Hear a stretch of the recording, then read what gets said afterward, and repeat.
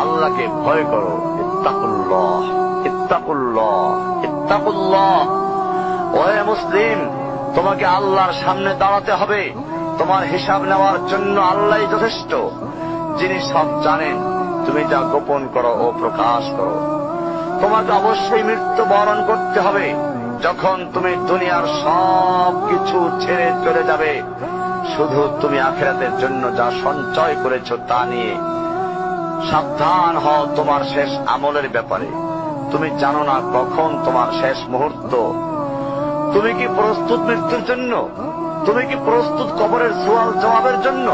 তুমি কি প্রস্তুত ভয়াবহ কিয়ামতের জন্য, হাসরের ময়দানের জন্য, হিসাব নিকাশের জন্য, আল্লাহকে জবাব দেওয়ার জন্য, মিজানের জন্য? তুমি কি প্রস্তুত চুলের চাইতে সূক্ষ্ম, তরবারির চাইতে ধারালো পুলসিরাতকে পাড়ি দেওয়ার জন্য? ভয়ঙ্কর তুমি জাহান্নামের ভয়ঙ্কর আযাব থেকে আত্মরক্ষার জন্য কাজ করছো তো?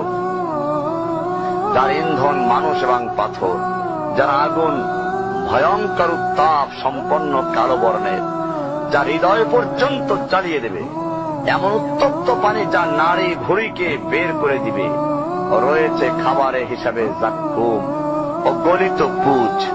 জাহান্নাম অসম্ভব গভীর, ভয়াল জায়গা।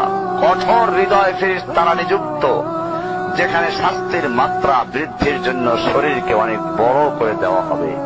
চামড়াগুলো জ্বলে যাবে, বের হতে চাইবে, বের হতে পারবে না। মৃত্যুকে ডাকবে, মৃত্যু আসবে না। ভয়ঙ্কর শাস্তি যা অনন্তকাল ব্যাপী চলতে থাকবে।